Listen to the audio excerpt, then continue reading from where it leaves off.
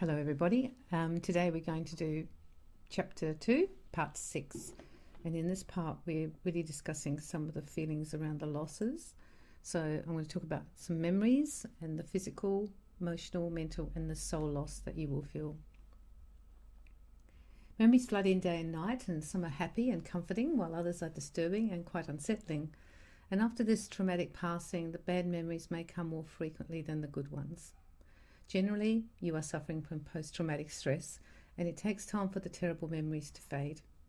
They never really go away, but as the weeks and months pass, they become less and less, and I believe the vividness lessens. There are some awful memories I continue to have even after time had passed, and you may have to accept this sad reality. As you heal, the good memories return and the funny stories or positive times come to your mind. Grieving is a conflicting event, and most of your pressing emotions like sorrow, anger, fear will cloud you. The healing is beginning when you start to remember and smile instead of constantly crying.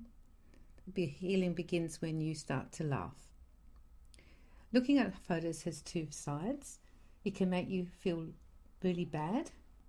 It can make you long for the past, or it can give you comfort. I found the photos upset me, and I kept the albums away until I felt stronger emotionally. You need to do what's best for you. Everywhere you go, you will remember, and it is something that is difficult to contain. Before you know, you're back there thinking about the last time you did this or that as a couple. I accepted that it was part of the grief and simply let it go. And when the upsetting memories returned, I consciously shut them down.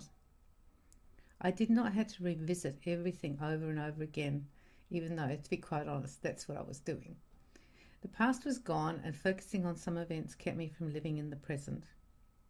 You need to decide how you wish to deal with this section of your life, your grief life. Neither way is better than the other. Remember, this is your journey and your lost relationship, and you get to make the rules. The memories will come. How you process them, what you do with them is really up to you. But in many ways, they're our blessings. They are really wonderful because we will always have them to our last breath, and no one can ever take that away.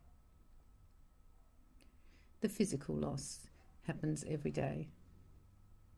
I wrote, "Every day I breathe into the pain of your absence." That's how I really felt. The physical loss is the easiest to understand. The person is gone and your environment is changed forever. Your time together on earth is finished. They will never walk in the door or send you a text. You cannot talk to them or sit and have coffee and cake again.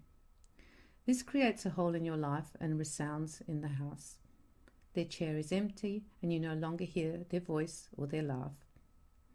The physical loss is massive and unavoidable. Sometimes when it was bad, I imagined my husband was lying next to me. It was ridiculous, but for a moment I was pretending he was around. In some weird way, at 4 o'clock in the morning, it gave me some crazy comfort. In the morning and at night is usually the most poignant time. The rush of the day has not begun or finished, and there's less distraction, and I notice the physical loss more then. Often there are constant reminders of them in the form of objects or personal belongings. Your mind sees them sitting in their chair or washing dishes in the kitchen. The house has a hole in it, physically. Many people decide to move house, but it only removes so much. You remember all the places you went to, and when you go past those places, the memories come flashing in. The physical reminders are hard to avoid. You may gain comfort by physical mementos, but on a messy day, they can also unravel you. Never dismiss how challenging the physical loss is. The emotional loss. I believe loss is only understood for those who have felt it. You have emotional connections to the people you care for. Therefore, the loss of this connection is terrible. The love you shared travelled from your heart to theirs.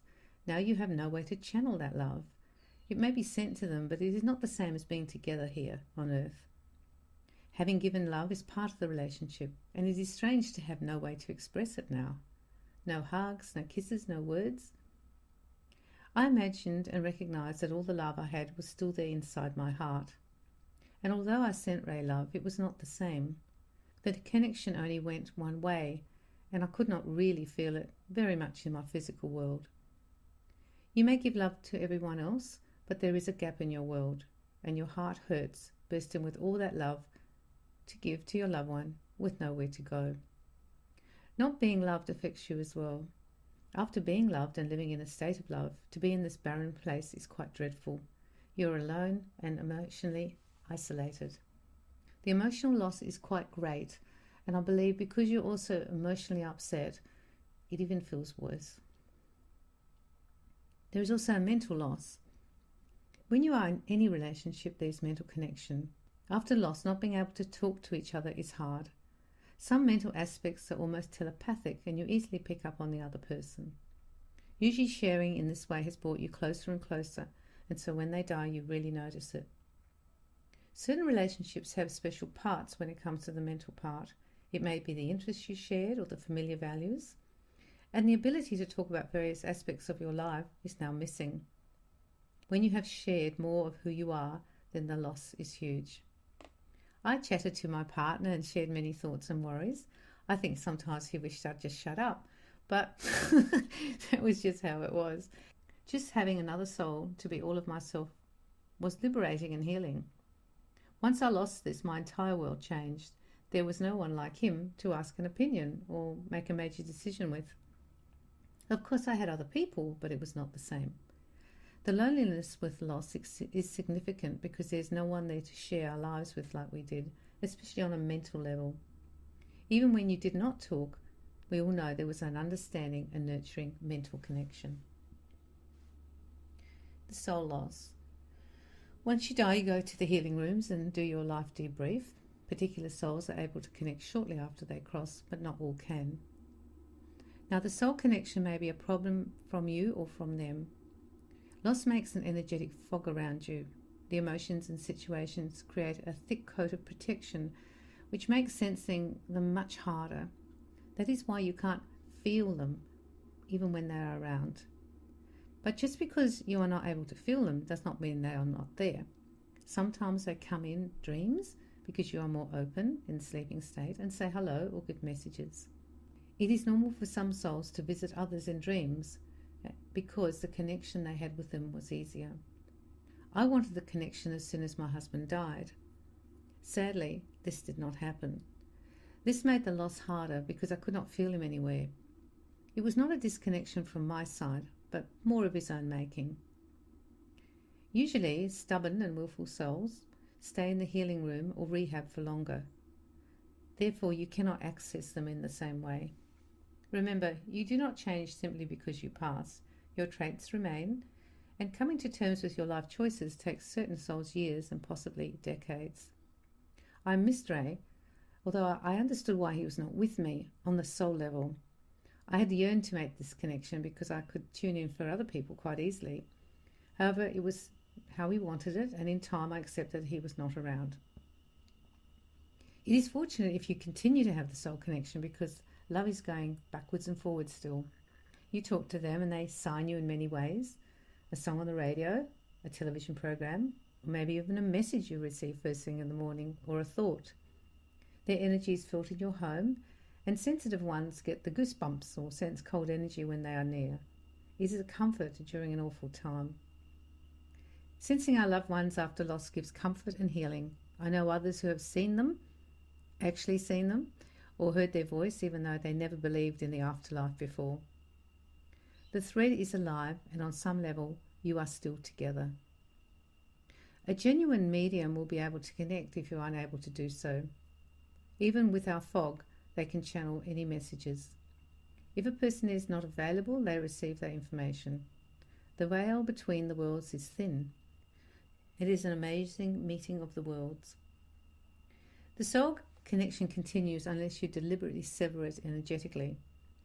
In some cases, you continue to have a soul connection, but the feed is diminished or compromised as time goes by. And when the ending is bitter or anger is involved, these emotions affect the connection. Not everyone wishes to continue the relationship, even on a soul level. There has always been great love, and it continues, and when you finally cross, they are often waiting. My husband had his parents at the end of the bed to collect him, I believe, and for him it was a healing for his little damaged boy. They embraced him in unconditional love and gave him what he really craved. These reunions serve to begin the process of cleansing the soul and healing the heart. Remember, some souls aren't able to heal on the earth plane. Be grateful when you sense your loved one and never doubt what you are feeling. And when we cross, we will all receive validation of this amazing soul connection. There is always light and there is always love, and in the end, we will be together again.